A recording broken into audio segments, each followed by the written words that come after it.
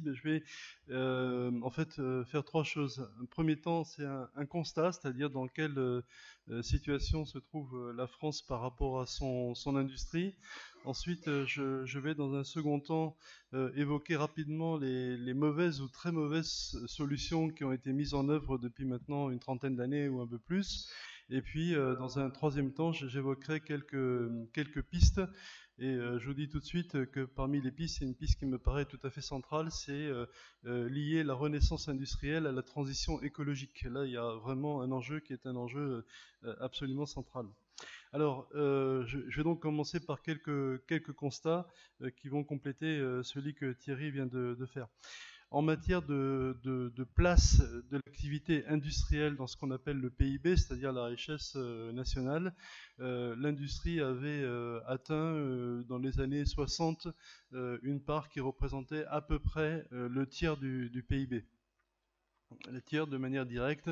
Alors on peut beaucoup discuter des chiffres parce que ça dépend comment on définit l'industrie, est-ce qu'on met l'énergie dedans ou pas. Bon, là je vais pas trop rentrer dans ces éléments-là. Ce que je voudrais vous dire, c'est que depuis cette période-là, eh bien la place, la part de l'industrie dans le PIB n'a cessé de baisser.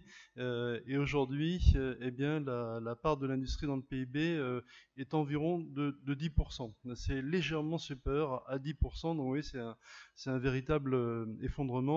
Alors, on pourra toujours dire que dans d'autres pays, la tendance est similaire. C'est en partie vrai, mais c'est pas vrai avec la même intensité partout. Et lorsque l'on compare aujourd'hui la France et l'Allemagne, ce que l'on fait fréquemment, eh bien, on voit que l'industrie allemande pèse à peu près le quart du PIB allemand, donc 10% en France, le quart du PIB allemand, 25%, et évidemment le PIB allemand est nettement supérieur au PIB français, et donc 25% de quelque chose qui est plus important que 10% du PIB, vous voyez, ça vous donne une idée à peu près du poids de ces deux industries. Vous pouvez à peu près retenir que l'industrie allemande pèse entre 2,5 et 3 fois ce que pèse aujourd'hui l'industrie française. Voilà, ça c'est en valeur absolue ce que l'on peut dire. En matière d'emploi, évidemment, c'est un effondrement de l'emploi industriel. L'effondrement, c'est principalement sur 3 décennies, entre 1980 et 2010, même s'il a continué après, hein, mais entre 1980 et 2010, il y a une véritable saignée industrielle.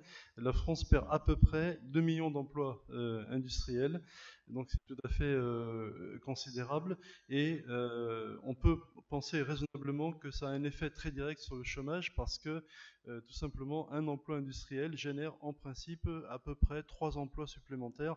Donc vous comprenez que quand on perd 2 millions d'emplois dans l'industrie, eh bien, on perd énormément d'emplois derrière, qui sont des emplois dans d'autres secteurs industriels, dans les services à l'industrie, et puis aussi les emplois de proximité de tous les gens qui travaillent dans l'industrie. Donc c'est une véritable hémorragie d'emplois, et je pense que c'est un facteur absolument déterminant du chômage. En matière de commerce extérieur, vous savez que la balance commerciale de la France est déficitaire, ça vous le savez, mais la balance commerciale, c'est tous les produits qui sont échangés.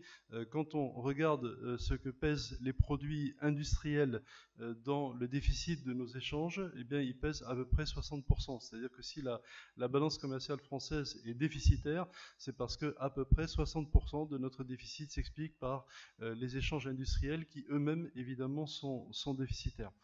Alors, il y a des secteurs comme ça qui sont très très symptomatiques, si vous voulez, du déficit. C'est l'industrie automobile. L'industrie automobile qui pendant très longtemps a été très excédentaire. On exportait beaucoup plus d'automobiles qu'on en importait. Eh bien, aujourd'hui, est très déficitaire. Eh bien, le taux de couverture dans l'industrie automobile est de 80%, ce qui veut dire que quand on exporte 80, on importe 100, donc on a une balance commerciale dans l'automobile qui est déficitaire, et parmi les principaux importateurs d'automobiles, il y a les constructeurs automobiles français eux-mêmes qui ont très largement délocalisé, puisque aujourd'hui, on ne produit plus sur le territoire français qu'environ 2 millions de véhicules par an, alors qu'il y a 10 ans, on en produisait 4 millions.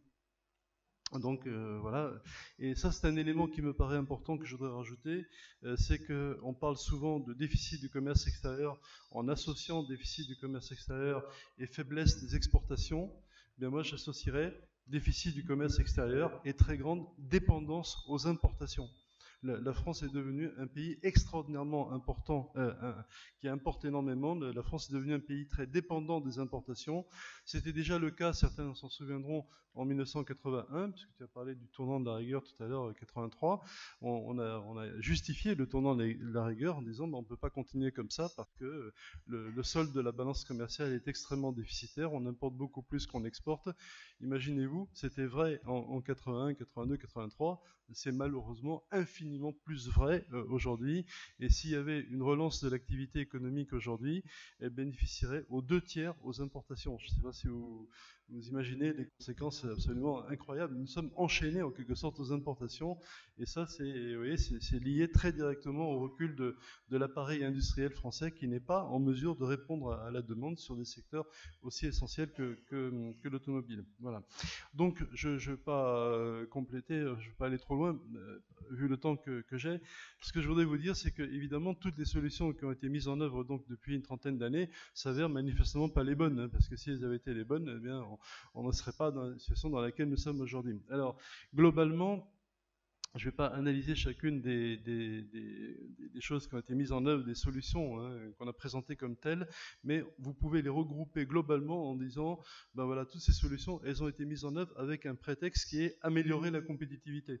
Voilà, il faut améliorer la compétitivité, et dans l'esprit de ceux qui ont pris ces décisions, améliorer la compétitivité, c'était en fait diminuer les coûts. C'était ça l'idée, et en particulier diminuer le coût du travail. Donc on a cessé de parler de cotisation sociale et on a parlé de plus en plus de charges sociales. Donc vous voyez, évidemment, quand on dit charges, on ne peut vouloir qu'une chose, c'est de les diminuer.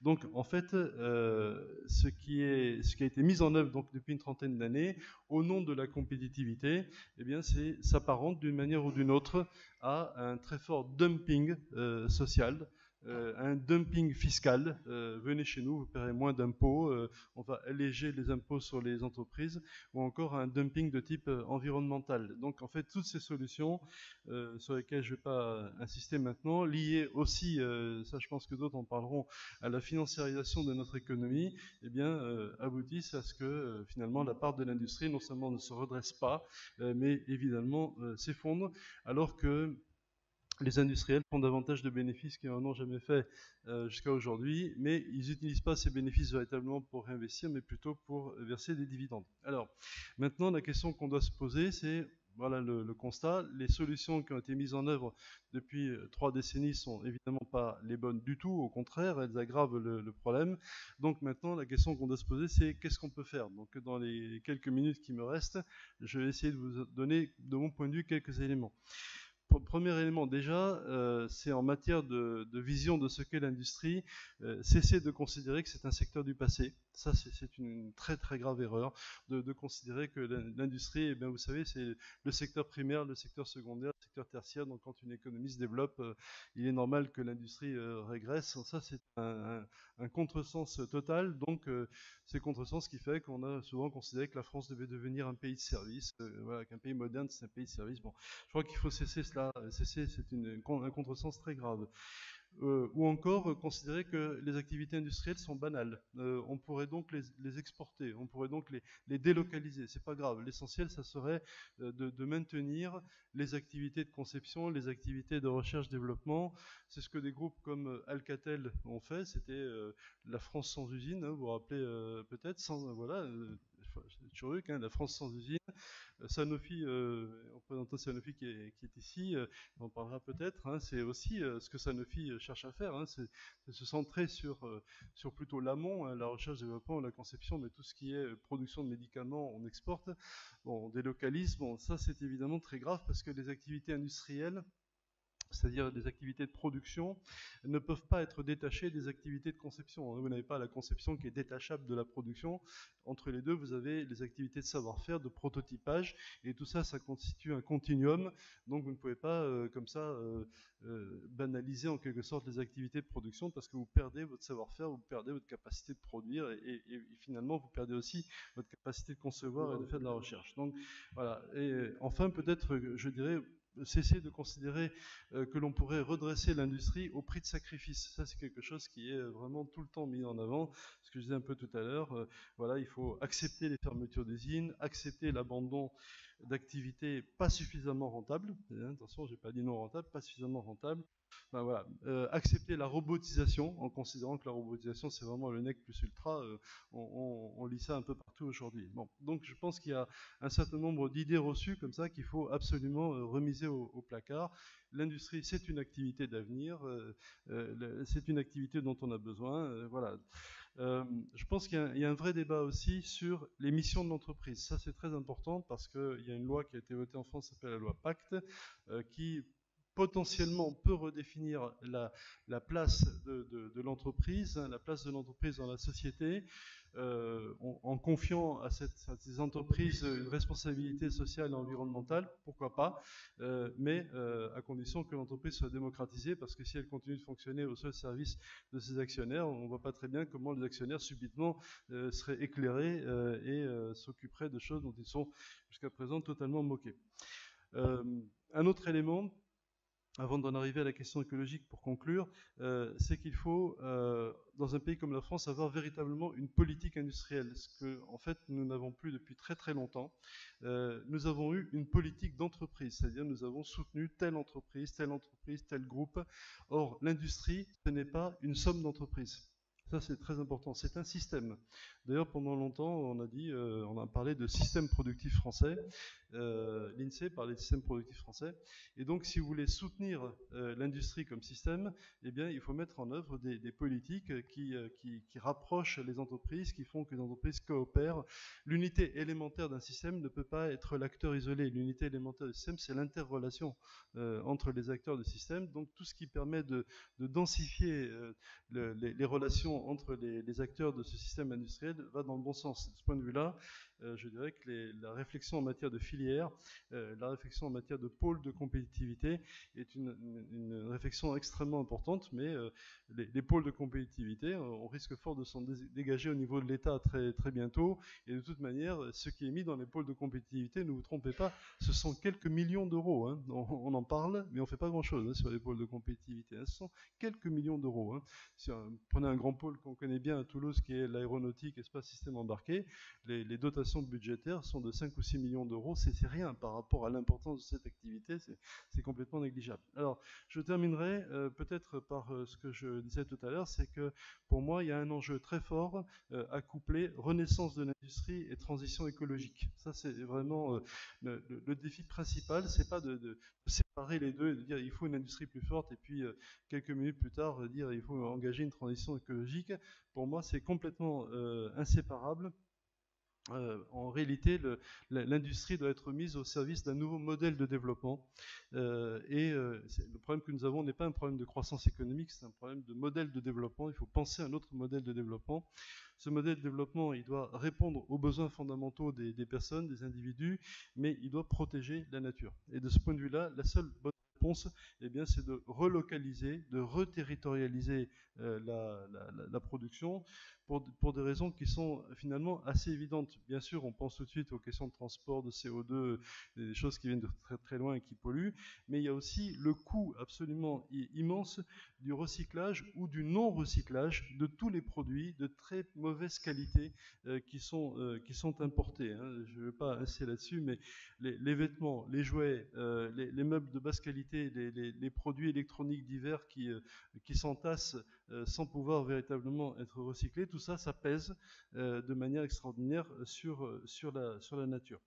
Donc je pense que, pour finir, hein, que nous avons absolument besoin d'une industrie au service d'un nouveau modèle de développement, et un élément absolument central, c'est de penser les modèles économiques, ça c'est vraiment très important, de penser les modèles économiques qui font que les entreprises peuvent s'engager dans la transition écologique, eh bien, tout en préservant eh bien, leur chiffre d'affaires et pourquoi pas leurs bénéfices. C'est-à-dire qu'elles ne doivent plus vivre la question écologique comme étant une contrainte ou comme étant un supplément de coût.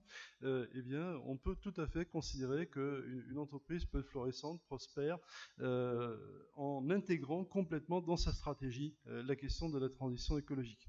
Donc, avec un certain nombre d'économistes, on travaille sur d'autres modèles économiques. Je vais vous en dire quelques-uns comme ça au passage. Il faut passer clairement d'une économie linéaire à une économie circulaire. Ça, c'est très très clair. L'économie linéaire, c'est j'extrais, je produis, je consomme, je jette. Ça, ce modèle-là, il n'est absolument plus viable. Donc il faut maintenant passer à une économie qui est une économie évidemment circulaire, dans laquelle la recyclabilité des produits est essentielle. Mais la recyclabilité, c'est un modèle parmi d'autres. Il y a d'autres modèles économiques qui sont très importants, en particulier tous les modèles qui permettent une plus grande durabilité des produits.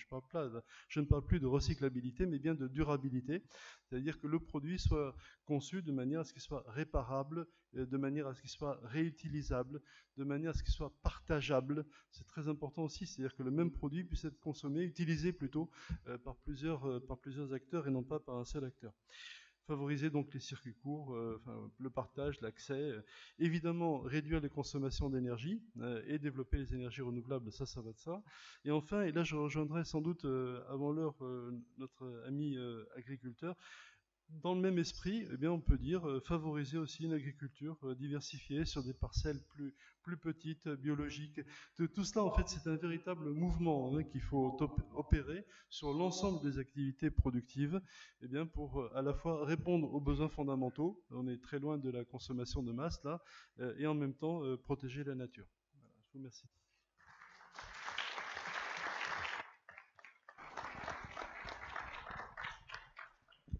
Merci Gabriel, tu as parlé de manque de politique industrielle, effectivement. On n'a plus de politique industrielle dans notre pays parce que traditionnellement l'État était en capacité de pouvoir intervenir, donc l'État intervient de moins en moins. Des politiques de filière aussi qu'il faudrait mettre en avant. Un seul exemple par rapport au lien aussi que tu avais fait entre l'industrie et puis la question écologique, quand on pense que lorsqu'il s'agit de développer les énergies renouvelables, notamment sur le solaire, où on a massivement installer des panneaux solaires un petit peu partout, sans pour autant regarder si on avait une industrie capable de pouvoir produire, et donc de créer évidemment les déficits du commerce extérieur dont tu parlais aussi tout à l'heure. Ça vaut aussi pour ce qu'on veut faire en termes de rénovation énergétique des bâtiments, et notamment des bâtiments avant les années 50. On a eu un atelier très intéressant hier, atelier écologique, qui malheureusement n'avait assez peu de monde parce qu'il y avait une plénière ici avec l'ensemble des ténors politiques. On a beaucoup parlé de rénovation énergétique des bâtiments. Et quand il s'agit de rénover ces bâtiments, ceux qui ont été construits donc avant l'arrivée du béton, du préfabriqué, etc., dans les années 50, on s'aperçoit que il existe des artisans, il existe des entreprises capables de pouvoir faire ça, mais en réalité, elles ne sont pas constituées en filière permettant de créer une véritable industrie de la rénovation. Donc même quand on a la volonté politique, il faut aussi après avoir derrière une volonté industrielle ou une volonté publique de voir se développer des vraies filières pour évidemment les besoins que l'on met en avant. Transition donc sur la partie agricole aussi, parce que le produire en France, c'est pas simplement la question industrielle, c'est aussi produire des produits locaux alimentaires qui soient de qualité et qui permettent aussi, parce qu'on n'en a pas beaucoup parlé jusqu'à maintenant, mais je pense qu'on va l'évoquer aussi, permettre aussi à l'ensemble de notre territoire en France de pouvoir être redynamisé, ce qui est actuellement est loin d'être le cas. Cette désindustrialisation dont on parlait tout à l'heure a été aussi le facteur d'une fracture territoriale de plus en plus importante, et on voit comment les richesses sont concentrées avec la mondialisation dans les métropoles, avec beaucoup moins évidemment d'animation. Pourquoi ne pas recréer une animation agricole aussi de qualité dans nos territoires? Peut-être que Benoît va nous en parler. Oui, merci de m'avoir invité déjà.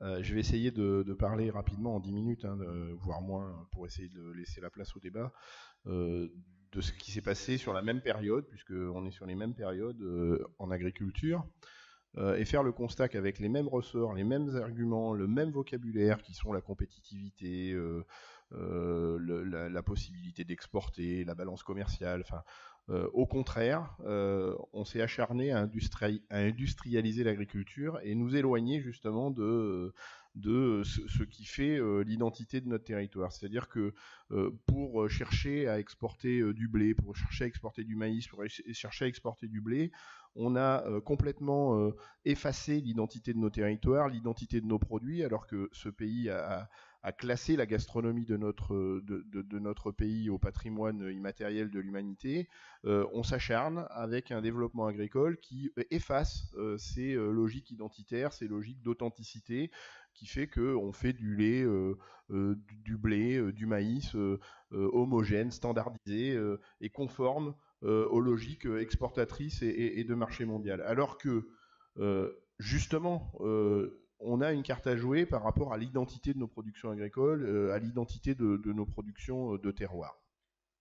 Et le constat est redoutable, c'est-à-dire qu'effectivement, on a engagé les politiques publiques dans cet objectif-là, c'est-à-dire que la réforme de la PAC de 93 préfigure les accords de l'OMC et met en conformité, entre guillemets, les logiques agricoles avec les accords de l'OMC, et donc on fait bouger les lignes de la PAC pour avancer vers cette conformité aux accords de l'OMC, et donc là on se rend compte que les structures agricoles qu'on connaissait, qui étaient plutôt de type familial, de type paysanne, sont négligées, sont oubliées de ces politiques publiques pour favoriser des logiques de production industrielle qui font qu'aujourd'hui un agriculteur tout seul avec son gros tracteur peut facilement valoriser 5 ou 600 hectares parfaitement tout seul, alors que sur 5 ou 600 hectares, avec des logiques paysannes et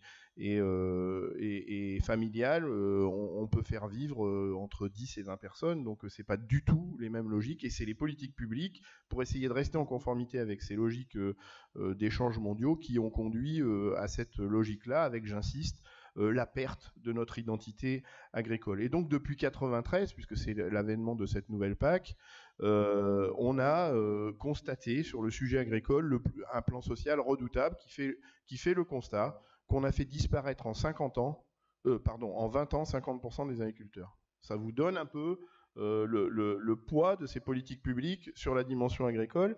Et là, justement, le constat, c'est qu'on a choisi de convertir cette agriculture vers des modèles industriels, qui fait qu'on a des fermes de 1000 vaches dans l'Oise, on a des porcheries de plusieurs dizaines de milliers de truies qui font des porcelets dans des conditions sordides, et donc des choses qui doivent nous interpeller si on se revendique un peu de l'humanité.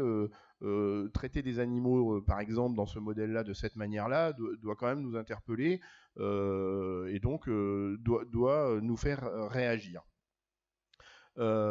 Comment est-ce qu'on arrive à un plan social aussi fort, et quelles politiques ont conduit à ce plan social? C'est tout simplement, en grande majorité, en raison des orientations prises par la PAC, qui, en 93, décide d'accompagner le revenu des agriculteurs par unité de surface. Ce qui veut dire que derrière chaque hectare agricole, on a une rente d'argent public, qui fait que plus on a d'hectares, plus on a d'aides, et plus on a d'aides, plus on achète d'hectares, et plus on a tendance à bouffer le voisin qui a moins d'hectares et a moins les moyens de résister. Et donc, on a construit ces logiques cannibalistes en agriculture qui font que les gros bouffent les petits, et qui fait qu'en 20 ans, on a perdu 50% des agriculteurs. Ça, c'est la politique imaginée en 93 et toujours à la manœuvre aujourd'hui. Depuis 2000, on essaie de donner une tournure un peu écologique à tout ça, de donner une tournure un peu de développement rural, parce qu'on s'est bien rendu compte qu'à faire fuir les agriculteurs du tissu rural, la ruralité elle-même était en grave difficulté, avec ce qu'on appelle le second pilier de la PAC, mis en place en 2000, pour essayer de verdir un petit peu cette politique agricole commune, et essayer d'avoir des vraies stratégies de développement rural. Or, le constat, il est que 90% de l'enveloppe de la PAC est tournée sans conditionnalité, sans réciprocité, vers le modèle agricole le plus productiviste, le plus intensif, le plus industriel, et qu'on essaie, avec les 10% qu'on a fléchés vers le second pilier, à essayer de réparer, j'allais dire un gros mot, les bêtises qu'on soutient avec la grosse enveloppe. Donc on voit bien le côté inopérant de cette politique agricole, qui fait que on est toujours dans cette dynamique, avec une inquiétude grandissante, c'est que 50% des actifs agricoles aujourd'hui vont être à la retraite dans les 10 prochaines années, et que avec ces stratégies-là, c'est la porte ouverte à des structures agricoles qui vont être reprises par des porteurs de capitaux, et on le voit déjà avec dans le nord de la France les Belges parce que on a en France des outils de régulation du foncier, même si aujourd'hui la SAFER est dévoyée par sa gouvernance, non pas parce que la SAFER n'est pas une bonne idée, mais c'est parce qu'elle est dévoyée par sa gouvernance avec le système tentaculaire de la FNSEA qui verrouille absolument tous les organes de décision dans le monde agricole, que ce soit la banque, les coopératives, les chambres d'agriculture, la mutualité sociale agricole, la SAFER bien sûr. Enfin bon, je vais pas vous faire le tableau du système tentaculaire de la FNSEA, mais qui fait que le système de régulation du foncier malgré tout a fonctionné et que les Belges qui achètent le foncier agricole 20 fois plus cher qu'en France achètent aujourd'hui le foncier dans le nord de la France pour produire des patates et des betteraves. C'est ça le constat. Donc on voit bien que ce système est la porte ouverte à non plus une agriculture familiale, une agriculture paysanne, mais demain, avec la disparition de ces actifs qui s'annoncent, à des porteurs de capitaux qui vont faire que les agriculteurs d'aujourd'hui ne seront plus que des salariés de ces grosses unités capitalistes. Donc ça c'est quand même très très inquiétant. Et ce qui va avec le mouvement d'industrialisation de cette agriculture, c'est une agriculture qui s'éloigne des enjeux écologiques, qui fait que pour être compétitive justement sur le plan industriel, elle est extrêmement dépendante de substances parfaitement anodines comme les pesticides, comme les engrais de synthèse, comme le pétrole.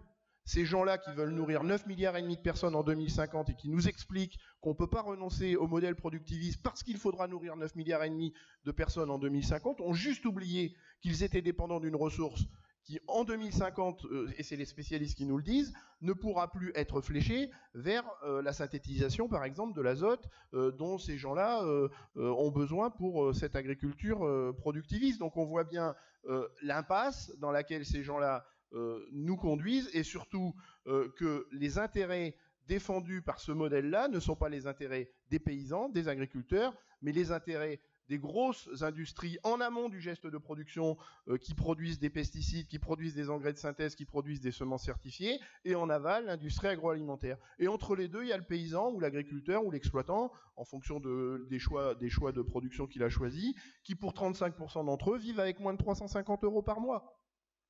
Et donc on voit bien que le modèle, il n'est plus du tout fléché vers une économie non délocalisable qui porte des produits à forte image identitaire, à forte image de terroir, en lien avec notre gastronomie, mais bien sur des logiques exportatrices, au motif que, paraît-il, la balance commerciale agricole serait excédentaire de 6 à 7 milliards d'euros chaque année. Mais quand on la regarde de près, cette balance commerciale, on se rend compte qu'effectivement, on exporte du maïs, effectivement, on exporte du blé, effectivement, on exporte du blé dur.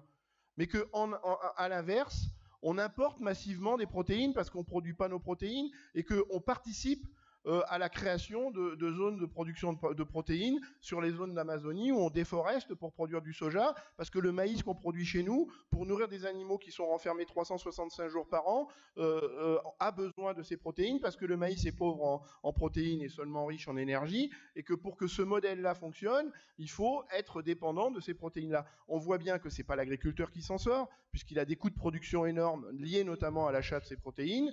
On voit bien que d'autres s'en sortent mieux, et notamment les vraquiers qui, sur le port de la Palisse, pour faire référence à l'activité locale, effectivement exportent du maïs et du blé, mais les mêmes vraquiers qui partent chargés de maïs et de blé reviennent avec du soja, de préférence OGM et de préférence produit sur la forêt amazonienne. Donc on voit bien que ce mécanisme ne sert absolument pas l'identité territoriale de notre agriculture, absolument pas les paysans, mais bien des gens qui gravitent autour de l'agriculture et qui s'engraissent sur le travail des agriculteurs. Je conclus, j'avais dit 10 minutes, je conclus sur les solutions. Moi, aujourd'hui, je suis député écologiste au Parlement européen, et le premier combat qu'on a à conduire aujourd'hui, c'est de réformer cette PAC. C'est le premier gros sujet que cette mandature va avoir à traiter, avec une enveloppe qui représente 43% du budget de l'Union européenne. C'est de très loin l'enjeu très fort porté par l'Union européenne.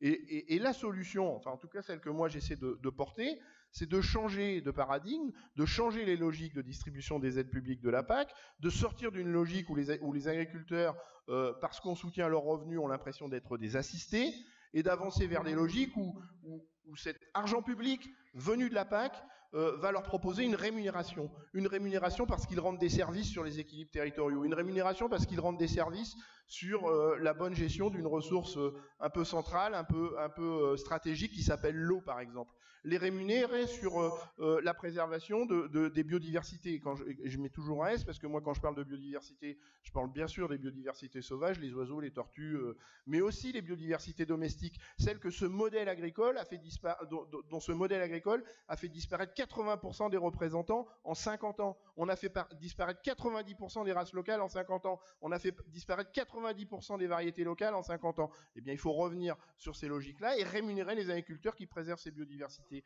Rémunérer les agriculteurs qui préservent ou qui s'engagent dans l'atténuation du changement climatique. J'ai cru comprendre que tout le monde s'émeuvait, ou s'émeut, je ne sais pas comment faut que je le conjugue, parce que c'est toujours d'actualité, du changement climatique. L'agriculture peut être une activité centrale pour participer à l'atténuation du changement climatique, sauf qu'on continue de soutenir le modèle agricole qui est le plus dévastateur en termes de changement climatique. Et rassurez-vous, je ne suis pas en train de vous dire qu'il faut arrêter l'élevage, je suis moi-même éleveur, et quand je suis devenu paysan, parce que je suis aussi écologiste, j'avais besoin de l'élevage pour faire de l'écologie. Donc je ne suis pas en train de vous dire ça, je suis en train de vous dire qu'il faut construire l'agriculture de l'après-pétrole. Et puis enfin, la santé, quand un ministre de l'Agriculture nous explique qu'on va préserver la santé des riverains en reculant de 5 mètres l'usage des pesticides, faut arrêter le foutage de gueule. Faut arrêter le foutage de gueule parce que le lien entre santé et pesticides, il n'est plus à démontrer. Donc les solutions que moi je propose et que propose un certain nombre d'élus aujourd'hui au Parlement européen, c'est des logiques où on soutient les agriculteurs par unité de surface et on fait le choix d'unité de main-d'œuvre. Et ça veut dire que derrière le foncier, il n'y a plus ces rentes d'argent public qui fait que il n'y a plus de raison de conserver le foncier parce qu'il n'y a plus de rente d'argent public derrière. Et donc, on va libérer du foncier pour l'installation. Si on soutient la création d'emplois par des aides publiques, on va porter une vraie politique de l'emploi en agriculture. Et les gens qui veulent revenir à la terre sont plus importants qu'on ne l'imagine. Et dans un pays où, si j'ai bien tout compris, il y a des gens qui cherchent du boulot, revenir à la terre, c'est pas forcément un mauvais choix professionnel. Et on revient sur des emplois non délocalisables, sur des activités qui valorisent nos territoires. Et je propose qu'on arrête avec cette dichotomie premier-second pilier, avec un second pilier qui de toute façon est toujours trop faiblement doté pour réparer les bêtises du premier pilier, et poser des règles de conditionnalité et de réciprocité dès le premier euro versé. C'est-à-dire qu'on fait du second pilier avec la grosse enveloppe du premier pilier et on ne réserve le second pilier que pour l'investissement agroécologique et pour le développement des territoires ruraux. Voilà en gros les axes que moi je propose. On me prend pour un farfelu, pour un utopiste. Moi je dis qu'il y a que les combats qu'on ne mène pas qui sont perdus d'avance.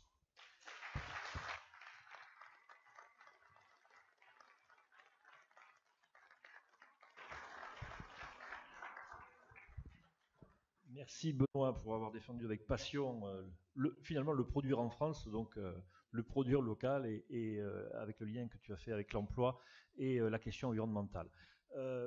Marie-Claire Cailleteau, donc responsable industrie à la CGT, c'est ton tour. Oui, bonjour à tous, merci pour cette invitation. Donc je vais essayer de ne pas faire trop de redondance avec l'intervention de Gabriel, mais je vais quand même redire certaines choses, mais à la fois la répétition, parfois c'est pédagogique aussi. Plusieurs fois, il a été dit qu'il n'y avait pas de politique industrielle en France depuis un certain nombre d'années. On n'a même plus de ministre de l'Industrie à l'heure actuelle, hein, donc c'est quand même vraiment dramatique. Alors, je ne vais pas trop m'étendre sur l'état des lieux. Quand même, je pense qu'il faut nommer les choses. Gabriel, tu as parlé d'effondrement industriel. Nous, on a le même diagnostic à la CGT. C'est-à-dire qu'on considère qu'aujourd'hui, on est vraiment dans un effondrement industriel. Et c'est-à-dire qu'à terme, puisque l'analyse qu'on fait, c'est qu'on ne redressera pas l'économie si on ne redresse pas l'industrie, si on continue sur cette pente-là, et on continue sur cette pente-là, on risque d'avoir une économie qui va s'aliser, y compris la France, mais l'Europe aussi. Hein. Tu as parlé de l'Allemagne, mais je pense que l'Allemagne risque d'avoir des soucis dans les années à venir sur sa politique industrielle. Et donc, notre économie risque de se retrouver prise en sandwich entre les États-Unis et les pays asiatiques. Donc, c'est quand même une question qui est extrêmement sérieuse et extrêmement préoccupante. Et d'ailleurs, nous, ce qu'on a analysé, c'est que la crise dite des Gilets jaunes, elle prend ses racines dans la désindustrialisation du pays, c'est-à-dire ce que les sociologues appellent la diagonale du vide entre les Ardennes et les Pyrénées, où il n'y a plus d'industrie, donc du coup, il n'y a plus de services publics aussi, les services publics s'en vont. Ce qu'a dit Gabriel, un emploi industriel, c'est 3 emplois induits, donc chômage, les gens sont obligés de prendre leur voiture, et voilà, et après l'effet boule de neige qu'on connaît. Alors, si on veut avoir des remèdes et avoir des propositions, parce que c'est quand même l'objectif, il faut aussi qu'on se mette d'accord sur les causes de la désindustrialisation. Parce que moi, j'ai pu le constater quand j'ai fait mon avis au CESE qui a été cité en introduction. On arrive à se mettre assez d'accord sur l'état très mauvais de l'industrie en France, mais par contre, quand on parle des causes, là, les avis divergent beaucoup. Donc les causes de la désindustrialisation, pour nous, il y en a plusieurs. La première, c'est effectivement le mythe de la société post-industrielle qu'on nous a vendu quand même pendant plusieurs décennies, qui a fait beaucoup de mal dans les esprits. Et je pense qu'on n'en est pas complètement sorti. C'est-à-dire l'idée qu'on pourrait avoir dans notre pays, un pays sans usine, c'est-à-dire qu'à nous, les services à haute valeur ajoutée, et puis au pays à bas coûts sociaux environnementaux, la production. C'est-à-dire on a délocalisé très fortement nos productions, ce qui d'ailleurs est un esprit très colonial, en disant on va faire produire à l'endroit où les gens, les salariés les travailleurs sont payés moins cher, et puis indépendamment des coûts environnementaux que ça générait, on en a parlé déjà, pour rapatrier les choses dans les camions et ainsi de suite. Donc ça, c'est la première chose. Et moi, je pense qu'on n'en est pas complètement sorti quand même de cette chose-là, ce qui compris aujourd'hui l'idée de Macron de faire une start-up nation. L'industrie n'est pas réductible aux start-up, c'est-à-dire qu'il faut vraiment qu'on ait de la production sur le territoire national. Le savoir-faire, moi je partage ce qui a été dit, c'est quand on articule bien le savoir et le faire, c'est-à-dire la recherche et la mise en application avec la production. Et puis la deuxième chose sur laquelle je m'étendrai un petit peu plus, c'est la financiarisation de l'économie. Parce que quand même, l'industrie, c'est un secteur qui demande des investissements assez lourds, avec des taux de rentabilité pas très élevés, pas forcément à 2 chiffres, et sur des temps assez longs. Or, dans la même période, la part des dividendes dans la valeur ajoutée était multipliée par 5. Et ces dividendes n'ont pas été utilisés pour investir dans l'appareil productif ou pour investir dans la recherche, dans la formation, dans les qualifications. Les investisseurs, ils ont été plutôt dans l'immobilier, pour chercher des rentabilités élevées. Voilà. Donc, du coup, la situation, financiarisation de l'économie, tu parlais du coût du travail. Nous, on parle à la CGT du coût du capital. On fait une campagne sur le coût du capital, parce que c'est parce que le capital coûte cher qu'on a un appareil productif, un des plus vieillissants d'Europe, 9 ans de moyenne d'âge, ça veut dire qu'on n'a pas investi, alors qu'il y a des mutations extraordinaires qui sont en train de se faire, parce qu'on n'a pas investi non plus dans la recherche. Les scientifiques et les chercheurs alertent sur la question de la recherche, qui est centrale aujourd'hui et demain. Or, on parle de 3% du PIB, c'est l'objectif de Lisbonne. La France est à la traîne, on doit être à 2,17 du PIB là-dessus. Pourquoi, alors qu'on tient beaucoup aux objectifs qui sont donnés par l'Union européenne en termes de dette et ainsi de suite, on n'atteint pas ces 3% du PIB pour la recherche? Donc on n'a pas investi assez dans la recherche, on n'a pas assez investi dans les formations, dans les qualifications, et donc on a des produits du coup qui sont aussi des produits et des services mal positionnés dans les gammes. Donc si les causes de la désindustrialisation, elles se situent ici, parce que les conséquences, donc ça a été tu as parlé de saignée dans les emplois, moi ce que je partage, et une augmentation très importante de notre empreinte carbone. Parce qu'on parle souvent des émissions de gaz à effet de serre, qui d'ailleurs réaugmentent en France depuis plusieurs années du fait des transports. Aujourd'hui, ce qu'il faut regarder aussi, c'est l'empreinte carbone, parce qu'à partir du moment où on importe plus de produits pour satisfaire aux besoins de la population, il faut qu'on compte aussi comment ces produits sont faits, et donc c'est la question de l'empreinte carbone qui est judicieuse à regarder. Et donc, à partir du moment où on a dressé le panorama et le constat et qu'on s'est mis d'accord sur les causes, il faut voir comment on peut faire aujourd'hui. Alors, aujourd'hui, moi, je pense, comme les autres intervenants ont pu le dire, qu'on est pourtant devant une situation qui est très favorable, parce qu'on a besoin de répondre, et de manière très liée, on ne peut pas dissocier l'un sans l'autre, à l'urgence sociale et à l'urgence climatique. C'est des enjeux qui nous sont posés, qui sont formidables et qui nous impose justement, c'est un changement de civilisation. C'est-à-dire qu'il va falloir qu'on invente un nouveau modèle, ce que je partage, pour produire et consommer autrement. Alors qu'est-ce que ça veut dire ça? Ça veut dire qu'il va falloir effectivement relocaliser des productions pour favoriser des circuits courts ou pour produire des objets durables, interconnectables, réparables, comme ça a été dit. Avoir des filières industrielles qui se préoccupent de toute la vie d'un produit. Je parle produits et services qui deviennent très imbriqués maintenant dans l'industrie. Ça veut dire de l'éco-conception, question de la recherche, pour avoir justement des objets qui seront plus facilement recyclables ou démantelables. Donc, se préoccuper d'un produit sur tout le cycle de vie, parce que quand même, aujourd'hui, une des choses qui fait que la France augmente un peu sa balance commerciale dans le bon sens, c'est qu'on exporte beaucoup de déchets. C'est quand même assez extraordinaire, ça. Alors qu'on sait que la valorisation de la matière, c'est un atout pour aujourd'hui, eh bien, nous, on exporte nos déchets pour aller les faire recycler ailleurs, y compris avec les coûts environnementaux qui ne sont pas causés. Donc, faire des produits et des services à haute valeur ajoutée, et puis replacer au centre de ce système productif l'humain. Parce qu'aujourd'hui, on voit, nous pensons qu'on est à l'aube d'une transformation anthropologique du travail. Avec l'arrivée du numérique dans toute l'économie, et en particulier dans l'industrie, on va avoir un nouveau rapport de l'homme à la machine, et donc ça va changer complètement le travail. Et donc au centre de ce système productif, on va avoir l'humain, ce qui est une bonne chose. Mais ça va nécessiter d'avoir des collectifs de travail qui sont soudés, qui sont formés, avec une élévation des qualifications pour toutes et tous. Et ça va demander un effort de formation sans précédent. Ce qui a été fait d'ailleurs dans d'autres pays qui s'en tirent bien. Je voudrais citer par exemple la Corée du Sud, qui fait de la croissance endogène comme le dit Stiglitz, avec entre autres toute cette question de l'économie de la connaissance, avec un pouvoir qui a une vraie politique économique et industrielle, avec une recherche importante et une formation pour toute la population. Et donc tout ça, ça va nécessiter une nouvelle place dans l'entreprise, qui prend de plus en plus de place aujourd'hui dans la société, parce que je fais partie de ceux qui pensent qu'il y a effectivement un transfert aujourd'hui de pouvoir entre l'État et l'entreprise.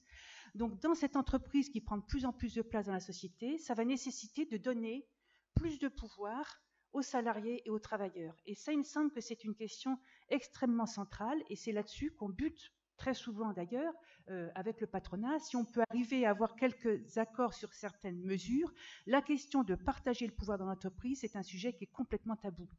Et partager le pouvoir dans l'entreprise et dans la société, moi je pense que compte tenu de la situation actuelle et de la nécessité de redresser l'industrie, il faut qu'il y ait beaucoup plus de démocratie, puisque les populations, les citoyens décident de comment on répond aux besoins de la population, qu'est-ce que ça veut dire répondre aux besoins, qu'est-ce qu'on produit et comment on le produit. Donc voilà, je vais essayer de ne pas être beaucoup plus longue. Juste pour terminer, effectivement, il a été cité l'avis industrie au CESE. Donc il y a une vingtaine de propositions qui ont été faites. Et entre autres, par exemple, on pourrait considérer qu'au niveau international, il y a des normes pour le commerce international. Pourquoi on ne reconnaîtrait pas des normes pour des normes sociales et des normes environnementales? Donc voilà, beaucoup de propositions qu'on pourrait faire qui permettraient d'allier territoire national et Europe. Parce que si on peut souffrir de ne pas avoir de politique industrielle au niveau de la France, il y a aussi un manque criant de politique industrielle au niveau européen, alors qu'on sait qu'aujourd'hui, dans la mondialisation, beaucoup de choses se jouent à ce niveau-là.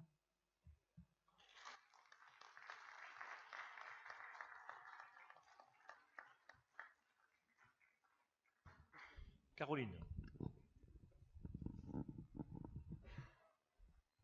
Bonjour tout le monde.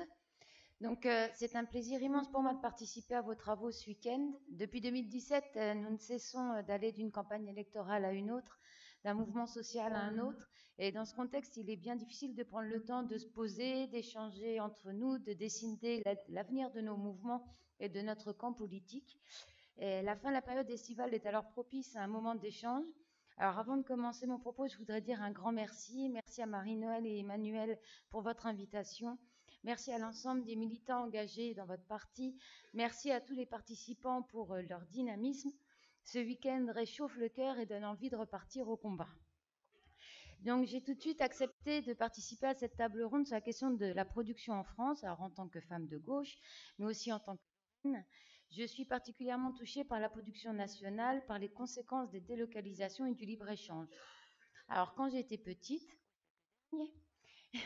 la Lorraine produisait tant de l'acier dans le Pays Haut, du textile dans les Vosges, de la fonte à Pont-à-Mousson, Aujourd'hui, nous comptons de plus en plus de friches, de zones désertées, de difficultés économiques.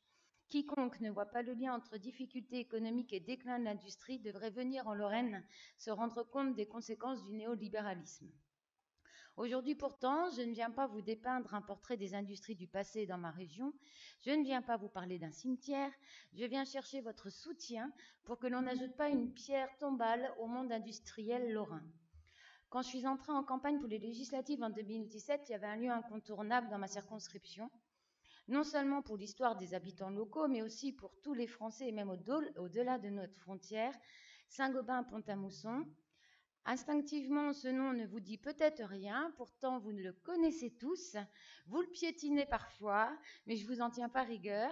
Je le fais aussi souvent et j'espère qu'on pourra encore continuer à piétiner ce beau PAM, PAM étant le nom de la ville où je suis élue et qui est inscrit sur l'ensemble des plaques d'égout dans le monde entier, à quelques exceptions près.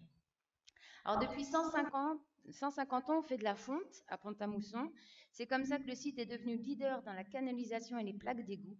C'est une vitrine sanitaire au cœur de la Lorraine.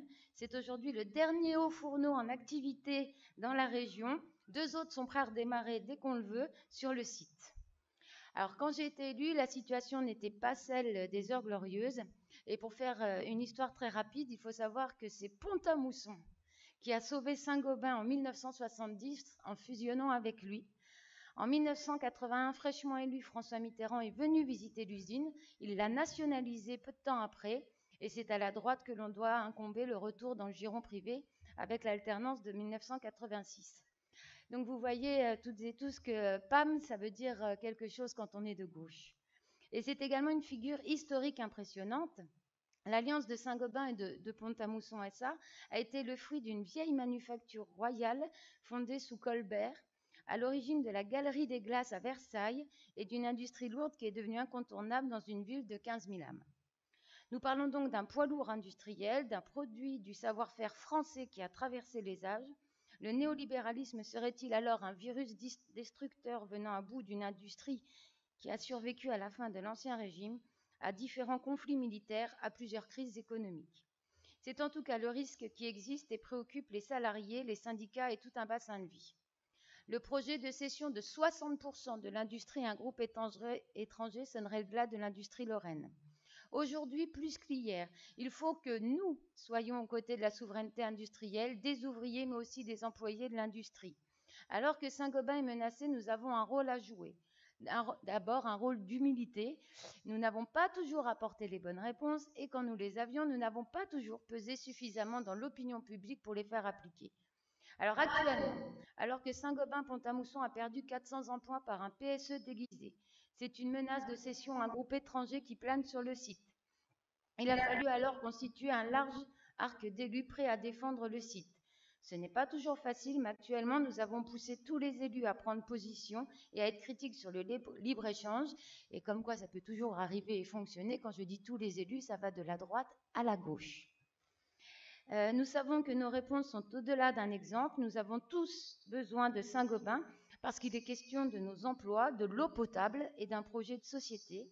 La cession à un géant asiatique, pour être plus précis, serait une nouvelle défaite du politique sous l'autel de la rentabilité économique et du néolibéralisme. C'est hors de question. Les syndicats sont divisés, la population et les élus doivent être unis. Ici, martelez cette histoire partout autour de vous, notre eau potable est menacée. Ce gouvernement n'a aucune arme pour lutter contre ce fiasco. Apportons une volonté populaire qui bloquera ces projets néolibéraux.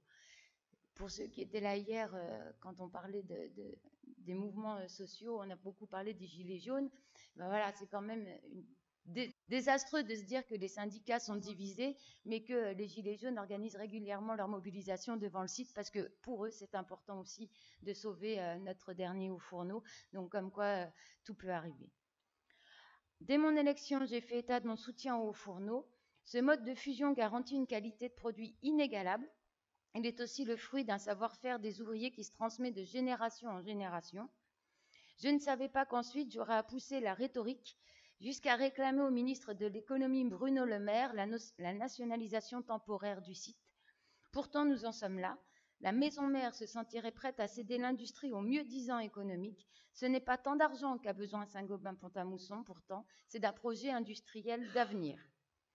Pont-à-Mousson produit des tuyaux d'une très grande qualité, sans bisphénol A dans son revêtement. Je suis un petit peu technique, mais c'est pour mieux rendre compte de l'importance du produit. Il s'agit du transport d'eau potable. Il s'agit de la distribution de l'eau de par le monde. C'est un progrès de l'humanité. Les zones qui sont coupées de l'eau courante souffrent terriblement d'un manque de développement. C'est donc une condition sine qua non à l'amélioration des conditions de vie. Hélas, pour les libéraux, cette réalité n'existe pas. Ils ont remplacé les faits tangibles par des tableaux et des chiffres. Ils peuvent aussi tout brader sans se rendre compte des besoins du pays, des impératifs sociaux et sanitaires qui nous incombent. J'ai donc mis en avant les impératifs sanitaires que représente Saint-Gobain. Ce n'est pas une usine comme une autre. Nous ne pouvons pas nous résoudre à laisser à d'autres le soin de décider des marges qu'ils peuvent se faire en réduisant les normes. Si nous n'avons plus d'offres, comment pourrons-nous déterminer notre demande? Je m'explique. Si nous mettons des normes pour le transport de l'eau potable, mais qu'en même temps, nous n'avons plus aucune entité de production chez nous, ceux qui produisent ailleurs ne seront plus obligés de respecter nos normes. Leur monopole de production suffira à vendre leurs produits, quelle que soit la qualité de ces derniers. C'est cette absurdité que je viens d'énoncer devant vous. Le seul moyen de protéger notre réseau d'eau potable, c'est de produire les canalisations chez nous pour assurer un écosystème bénéfique, bonne production, bonnes normes. Alors, ce n'est pas par xénophobie que nous défendons une production française, c'est par conscience sociale et humaniste. La délocalisation est perdante pour les travailleurs du monde entier, chez nous transformant des salariés qualifiés en chômeurs ou précaires, ailleurs en créant des espaces de travail sans prise en compte des besoins sociaux des salariés. L'histoire nous donne raison. Les scandales de la cession d'ArcelorMittal, de Alstom à GE, montrent que le seul point de stabilité de l'industrie, c'est une production nationale par des acteurs nationaux sous le regard de l'État. La déconnexion des élites avec le socle politique est une absurdité. Les mêmes dirigeants qui nous disent ne pas avoir de compte à rendre à la représentation nationale sont ceux qui nous demandent en même temps davantage de dispositifs fiscaux, d'aide économique et j'en passe. Il faudrait un soutien aveugle de l'État. Tous ceux qui s'y sont risqués ont subi des gestions de plans sociaux par la suite. On ne peut pas faire confiance à la bonne volonté des grandes entreprises. Il faut au contraire assurer une administration raisonnée de nos leaders économiques et industriels. Ici, nous devons donc dessiner la politique industrielle de demain, cibler nos besoins, créer un écosystème bénéfique entre les leaders économiques et les responsables politiques. Il n'y a pas de fatalité à la perte industrielle française. Elle n'est pas la conséquence des travailleurs. Jamais dans l'histoire, les salariés n'ont été aussi bien formés, aussi bien dotés en exigences. C'est le fruit d'un système économique qui marche sur la tête. Il faut donc mettre un grand coup de frein au néolibéralisme, au libre-échange. Ainsi, nous pourrons sauver tous les Saint-Gobain de France et restaurer la confiance entre la population et les représentants politiques. Je pense qu'il est faux de penser que les Français n'aiment pas la politique. Il suffit d'assister à un repas de famille un dimanche pour se rendre compte de la place que prend la politique dans la vie de chacun. Ils ont simplement l'impression que nous sommes dépossédés de nos capacités de décision. Il faut donc que la politique soit en toutes circonstances au-dessus de l'économique. Il faut planifier au lieu de produire de manière anarchique selon des mini-conjonctures. Je sais qu'ici, nous avons l'ensemble des bonnes volontés pour sauver notre industrie et inventer le bon équilibre de production pour la France de demain. Je vous remercie.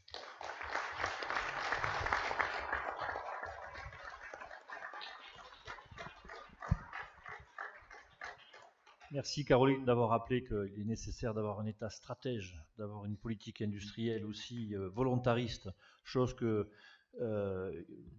nous échappe ici en France, alors que partout dans le monde, il y a de véritables stratégies qui sont menées, que ce soit aux États-Unis, que ce soit en Chine, que ce soit même maintenant en Allemagne. On parlait tout à l'heure de l'Allemagne qui en fait a beaucoup développé son industrie autour des entreprises familiales, mais maintenant on voit bien qu'il y a aussi un débat qui s'instaure en Allemagne pour avoir une politique industrielle, preuve qu'à un moment donné, il est nécessaire de pouvoir intervenir, et ce serait quand même assez fort de café de voir que la France seule ne serait pas justement dans cette même action d'essayer de reprendre la main sur notre économie industrielle. J'ai en tête, tu parles de Saint-Gobain, mais j'ai en tête un exemple très, très particulier qui montre comment les choses se passent dans l'industrie. La dernière usine de fabrication de magnésium en Garonne, dans le sud du département, je ne sais pas si tu te souviens Gabriel, était la seule donc en Europe capable de pouvoir faire de produire donc du magnésium de haute qualité.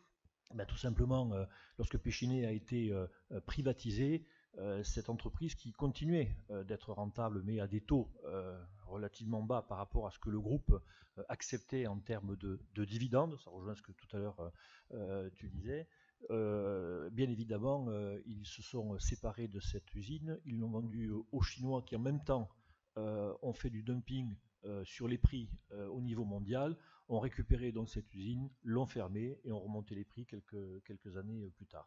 Il se passe exactement la même chose dans le secteur aéronautique. Il ne se passe pas une semaine sans que les Chinois viennent regarder quelles sont les entreprises qu'ils pourraient récupérer de façon à pouvoir fortifier leur industrie aéronautique qui pour l'instant encore n'est que balbutiante, mais je pense que ça ne va pas durer si nous n'y prenons pas garde.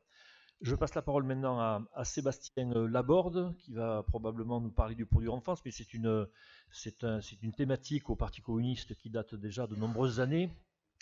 Caroline le disait tout à l'heure, au siècle dernier, je veux dire comme toi, au siècle dernier, lorsque j'allais en vacances chez mon grand-père qui était militant CGT et cheminot, qui me faisait lire l'Humanité, en me disant que c'était là qu'était la vérité, il me disait, c'est toujours le cas, voilà, il me dit, j'avais été frappé quand même par cette campagne de produire en France qui que j'ai toujours gardé à l'esprit et qui était aussi achetons des produits français de façon à soutenir notre activité économique. Et c'est là le lien qu'il faut faire effectivement entre non seulement les salariés de l'entreprise, les entreprises elles-mêmes, mais également nos concitoyens qui doivent aussi avoir cette prise de conscience de façon à pouvoir préserver notre économie. Je te laisse la parole.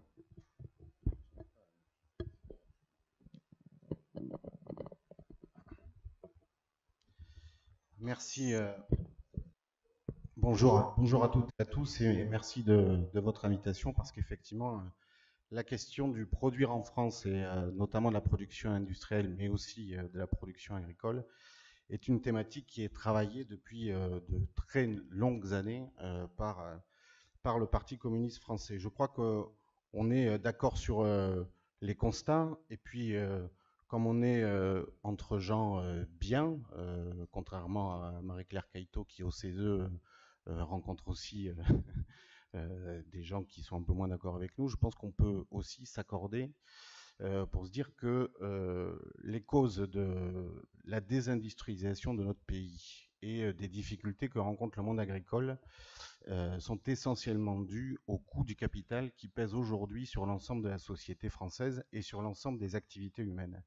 Donc tout projet de progrès social et écologique doit affronter cette question-là, et notamment celle de la production de richesses et de la répartition et la redistribution des richesses, qui sans cela, tout projet sera peine perdue ou ne restera qu'une série de bons sentiments.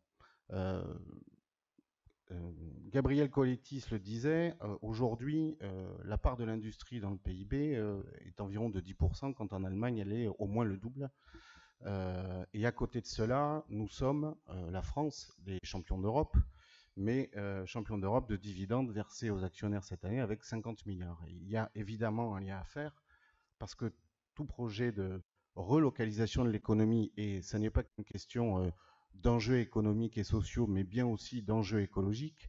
Et je rajouterai aussi d'enjeux diplomatiques, parce qu'un pays qui a sa balance commerciale déficitaire, qui ne produit plus, devient un nain également politique sur le plan international. Et on a vu lors du dernier G7 à Biarritz, dans notre belle région, que Emmanuel Macron a beau multiplier les tours de passe-passe, les petites phrases, finalement, cela n'influe que peu sur les grands géants économiques que sont les États-Unis et aussi, évidemment, la Chine et les pays asiatiques de l'autre côté. Donc, comment on peut réorienter les richesses produites qui aujourd'hui échappent au développement de la société et qui vont engraisser les grandes multinationales et la part financiarisée du capital. Je crois qu'il y a 3 leviers sur lesquels on peut agir, et c'est en tout cas les propositions que nous formulons. D'abord, agir sur le rôle de la monnaie, avec la nécessité de réorienter au plan européen complètement le rôle et les missions de la Banque centrale européenne, et avec la nécessité de battre monnaie, non pas pour prêter aux banques à taux zéro, qui ensuite prêtent aux États à des taux importants, ce qui a été le cas ces 10 dernières années depuis la crise de 2008, mais pour créer un fonds de développement des services publics qui répondent aux enjeux sociaux et écologiques sur le continent, et qui, ce fonds pourrait prêter à taux zéro aux États, parce que qui dit production, qui dit relance de la production industrielle et agricole, nécessite le développement des infrastructures, notamment, alors exemple, mais la filière énergétique qui doit redevenir publique et 100% publique, de la production à la distribution, parce que le défi écologique appelle cela également, et puis aussi la question des transports, et notamment la question du transport ferré et du transport de marchandises qui aujourd'hui est soumis aux lois justement de la finance et de la concurrence, avec une aberration qui est par exemple la disparition du train des primeurs Perpignan-Rungis qui va jeter sur les routes chaque jour 80 camions supplémentaires alors que la crise climatique nous appelle véritablement à développer notamment le transport ferré de marchandises et le développement du fret ferroviaire ou portuaire d'ailleurs, mais je ne m'étends pas là-dessus. Donc le premier levier, il est sur le rôle et l'utilisation de la monnaie. Le second, c'est celui du crédit, et c'est intimement lié, mais il y a besoin aujourd'hui de développer ce crédit, que ce soit en direction des États, des pouvoirs publics, mais aussi des entreprises et du tissu industriel et agricole, avec des critères bien précis qui permettraient, au travers notamment de fonds régionaux, d'orienter les fonds publics qui sont aujourd'hui versés aux entreprises. Moi, je suis de Gironde, je connais très bien le cas de Ford, et j'ai promis de ne pas trop en parler parce que sinon on va prendre beaucoup de retard, mais c'est 30 millions d'euros qui ont été versés sans aucune contrepartie en 12 ans à une usine qui a décidé du jour au lendemain de fermer ses portes, alors que justement, depuis 2011, un travail avait été engagé par les forces syndicales et par les salariés de l'entreprise avec la population sur la reconversion du site, avec un enjeu très important qui est celui du développement de la voiture électrique et la voiture hybride. Aujourd'hui, Ford développe la voiture électrique, mais aux États-Unis, avec 16 modèles qui sont créés, qui vont être commercialisés pour une partie d'entre eux en Europe, mais Ford a décidé de ne plus produire de voitures et notamment de boîtes de vitesse en Europe, ce qui est là aussi une aberration, et les pouvoirs publics auraient pu, s'ils avaient mis des conditionnalités au fonds qui ont été versés ces années, alors sous diverses formes et par divers pouvoirs publics, hein, que ce soit la région, l'État ou le département de la Gironde, il y aurait eu possibilité de maintenir le plan de charge de la boîte à un niveau suffisant qui permette de conserver les emplois et même de développer l'activité. Je me souviens qu'il y a une dizaine d'années, on avait travaillé au plan régional, même si on n'était pas encore réunis dans une grande région, mais un projet industriel de développement de voitures électriques avec Ford, avec les fonderies du Poitou, avec Eliez qui était présent encore en Poitou-Charentes, et avec la Saft qui développe des piles et des batteries qui est basée à Bordeaux. Ça posait des problèmes techniques, mais ça nécessitait de financer la recherche-développement, et Marie-Claire Cailleteau a raison aussi de dire que ce soit sur la transition écologique et la lutte contre le réchauffement climatique, où le GIEC estime à 6% l'effort qui devrait être fait par la France pour relever ce défi-là, on est aujourd'hui à 1,5%. Il en est de même pour la recherche-développement, où 3% du PIB est très insuffisant et aurait nécessité de réorienter une part des richesses. Donc ces fonds régionaux, sous contrôle des organisations de salariés, sous contrôle des citoyens, sous contrôle des élus, pourraient permettre de réorienter l'économie localement et régionalement, avec adossé à ces fonds régionaux un pôle public bancaire, parce que qui dit faire résoudre et réduire le coût du capital sur l'économie, c'est résoudre aussi et réduire le poids des banques sur l'ensemble des activités humaines.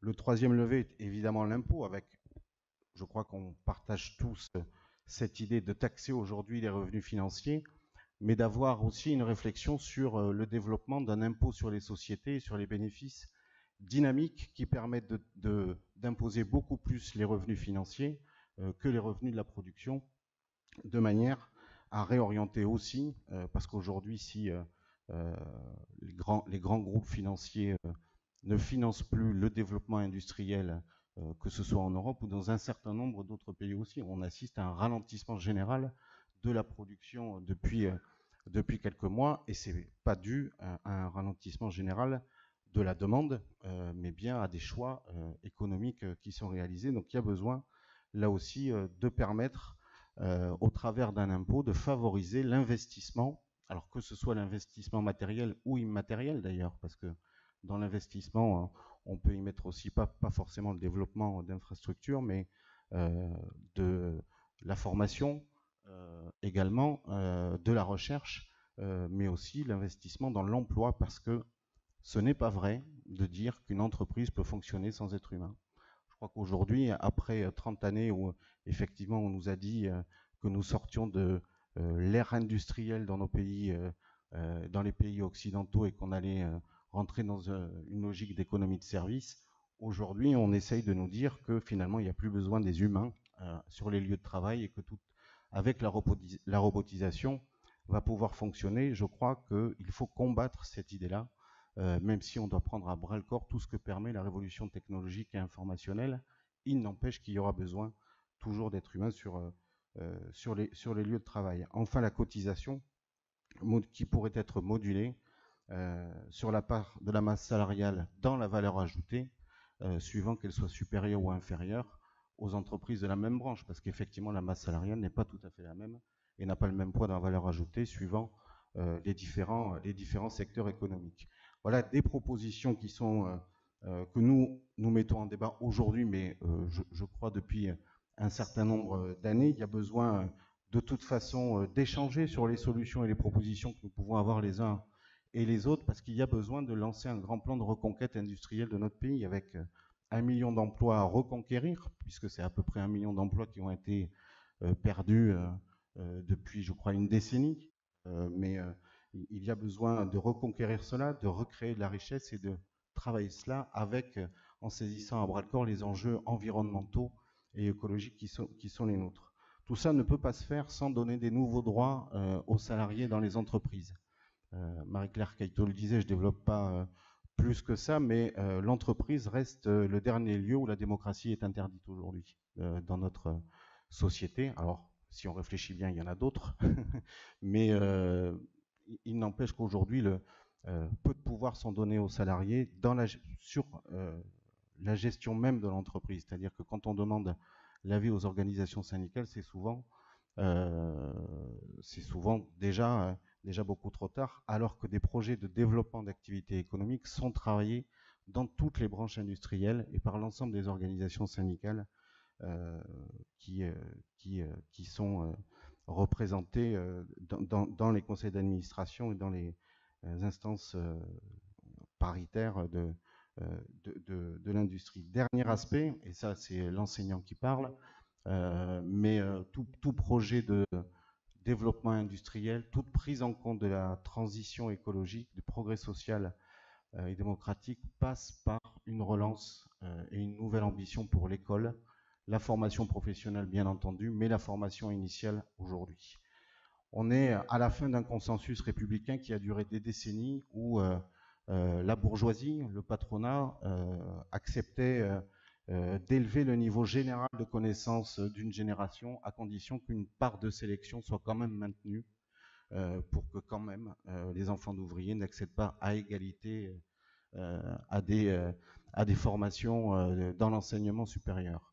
Aujourd'hui, ce compromis-là, ce consensus-là disparaît avec l'individualisation des parcours qui aboutit à l'abandon de cette ambition d'élévation du niveau de connaissance de toute une classe d'âge. Je crois que c'est aussi, si on réfléchit, et il va falloir y réfléchir tous ensemble, à un projet alternatif, à un nouveau projet de société émancipateur pour le progrès social et démocratique, la question de l'école sera essentielle au même titre que la question de la relocalisation de l'économie et de la réflexion autour de nouveaux modes de production, que ce soit dans l'industrie ou dans l'agriculture.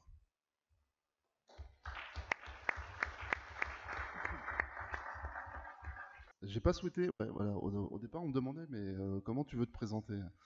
Alors, on voulait me présenter comme cadre travaillant chez Sanofi. Moi, je souhaite me présenter comme un cadre travaillant dans l'industrie pharmaceutique. J'ai d'autres responsabilités aussi syndicales dans l'industrie pharmaceutique, mais je suis venu avec une idée de partager avec vous un peu la mutation qu'il y a dans l'industrie du médicament. L'industrie du médicament, elle est un peu à la traîne en termes de mutation par rapport à l'agriculture, par rapport à l'aéronautique et par rapport à l'automobile. Mais aujourd'hui, ce que j'entends, les interventions que j'ai entendues, montrent que ça va arriver aussi à l'industrie pharmaceutique. Ça a déjà démarré. Voilà. Donc moi, ça a démarré depuis... ça fait 18 ans hein, que je suis dans l'industrie pharmaceutique. Donc je travaille chez Sanofi. J'ai eu la chance de côtoyer des patrons qui croyaient à l'industrie française, un conseil d'administration qui était majoritairement constitué de gens qui croyaient à l'industrie française. Lorsqu'en 2004, Aventis, qui était une société allemande-américaine, dont je faisais partie, avait développé le concept de l'usine virtuelle, vous voyez, par rapport à ce qui a été dit tout à l'heure. Voilà. Le concept de l'usine virtuelle, c'est quoi?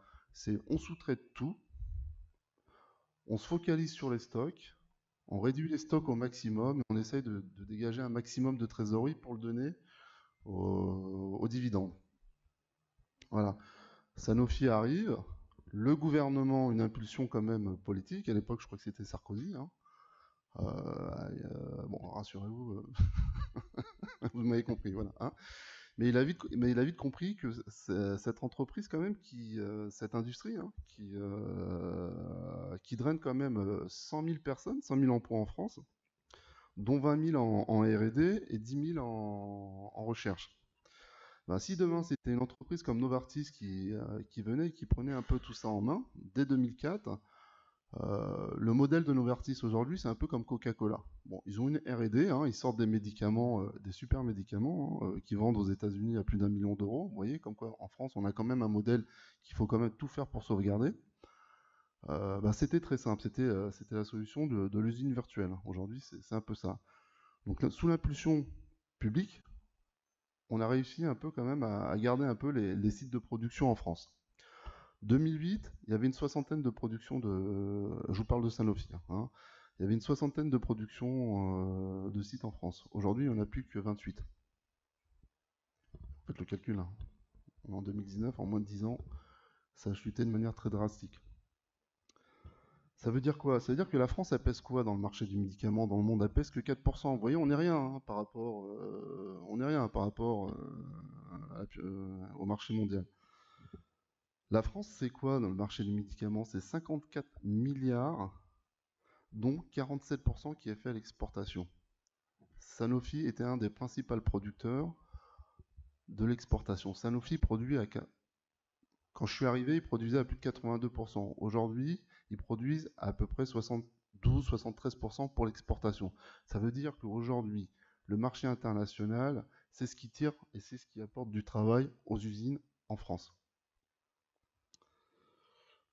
Le problème avec ça, c'est qu'on a eu des mouvements de législation sur la production du médicament qui allaient sur favoriser le générique. C'est une bonne chose. Hein.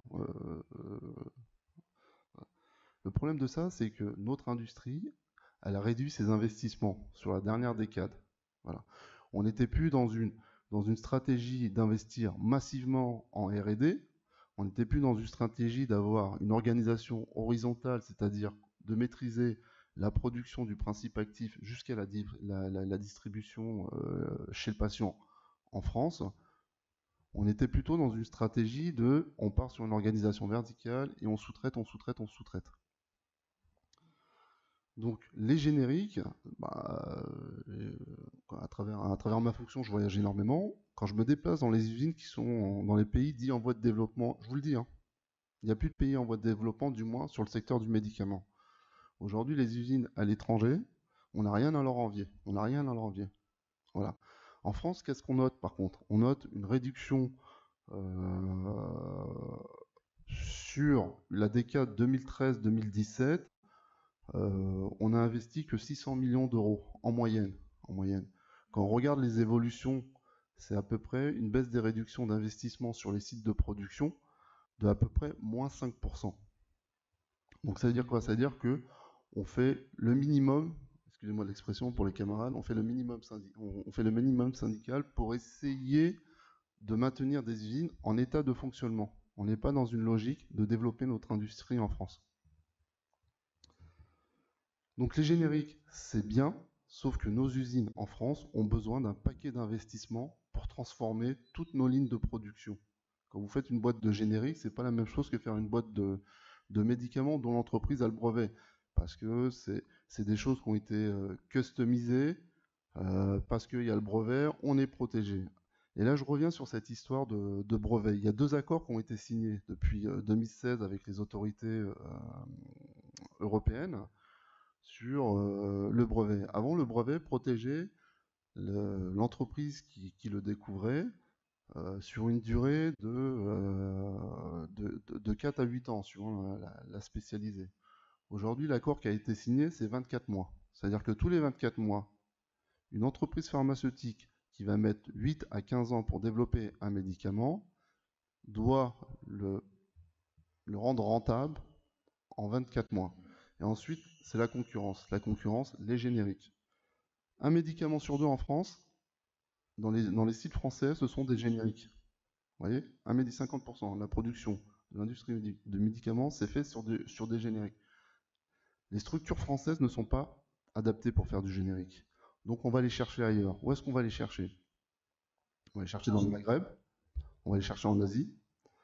Ça fait que vous avez tous entendu parler des pénuries de médicaments. On a tous des traitements, ou ce qu'on appelle des médicaments sans ordonnance. On arrive à la pharmacie, on nous dit, il n'y en a pas, mais je peux vous le commander, ça arrivera dans le meilleur des cas, alors je vois 1 mois, effectivement, mais dans le meilleur des cas, dans une semaine, parce qu'il y a ce qu'on appelle le phénomène des importations parallèles. C'est-à-dire que votre paracétamol aujourd'hui, qui est un peu fabriqué en France, je dis bien un peu, hein, le 3/4 est fabriqué en Asie. Le 3/4 est fabriqué en Asie. Alors les stocks, on les met plus maintenant sur les sites de production, on les met dans les bateaux. Donc super, il y a une belle communication sur on protège l'environnement, on enlève les camions de la route, on fait plus de l'aérien, on les met dans les bateaux. Mais en fait, c'est purement une stratégie financière au niveau des stocks. Hein. Les stocks, on les met sur les bateaux. Voilà. Donc au lieu de vous dire 1 mois et demi d'attente, ben, vous allez l'avoir en 10 jours. C'est juste le temps de faire le dédouanement et vous allez l'avoir, votre médicament. Mais ça veut dire quoi? Ça veut dire qu'aujourd'hui, encore une fois, on devient de plus en plus dépendant des sites de production à l'étranger. La pénurie des médicaments, elle vient d'où? On a des standards qualité en France qui sont très exigeants. Le plus exigeant, c'est les USA et le Japon. Hein. Faut pas un point noir sur le comprimé pour caricaturer. Voilà. Il faut savoir que depuis 2 ans, l'Union européenne fait plutôt bien son travail au niveau des douanes, au niveau des contrôles qualité. Ils ont bloqué plus d'une 60aine de lots de médicaments sur différentes spécialités. Aujourd'hui, les spécialités, on le voit, c'est quoi? C'est de la cardio, c'est du cancer, c'est des hépatites C. C'est-à-dire les hôpitaux n'ont pas ces médicaments parce qu'ils sont produits à l'extérieur, ils arrivent en Europe, ils ne sont pas du tout conformes à nos standards qualité, et donc ça allonge ce phénomène de pénurie du médicament. On n'a pas de problème de force de production en France. On a juste des stratégies aujourd'hui qui sont décidées dans les conseils d'administration qui depuis 2008 hein, s'est complètement renouvelé, qui aujourd'hui c'est le LEM, hein, les entreprises du médicament qui fait l'appui et le beau temps sur la politique santé de la France. Voilà. Aujourd'hui, le LEM, il a publié, vous allez sur leur site internet, il a publié sa feuille de route jusqu'à 2030. Vous allez sur Vous allez sur le site du gouvernement de la santé, si je peux le dire comme ça, hein, de l'industrie, mais on n'a plus de ministre de l'industrie. 2030, il n'y a rien. Je vous encourage à aller le faire. Il n'y a rien. C'est-à-dire qu'aujourd'hui, les politiques de santé en France sont dirigées par les grandes multinationales. Mais une fois qu'on a dit ça, alors les solutions, c'est quoi? Les solutions, c'est quoi? Bah oui, il faut relancer les investissements sur l'industrie, sur toutes les strates. R&D, production, distribution. La société à laquelle j'appartiens, entre 2004 et aujourd'hui, à travers les différents plans sociaux, bah, c'est 9000 emplois en moins. Voilà, c'est 9000 emplois en moins. Les têtes pensantes, quand vous discutez avec les chercheurs, quand je discute avec les chercheurs de Sanofi, ils avaient des projets viables, avec un besoin. Je ne vous parle pas de maladies rares, hein, ça, la discussion, ok. Mais là, voilà. Sauf que ça coûte trop cher en France, soi-disant, de le faire. Pourquoi? Pour ces histoires de... Okay.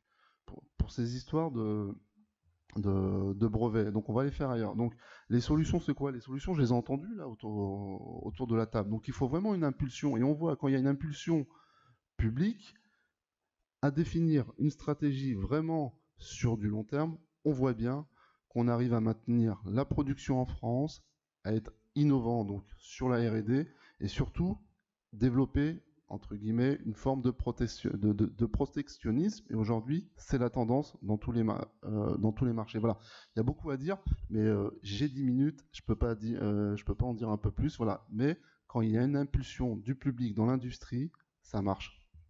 Voilà. Merci.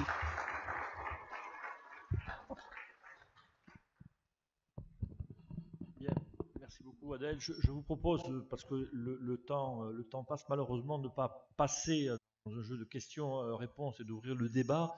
Nous n'avons pas le temps et donc de conclure cette table ronde.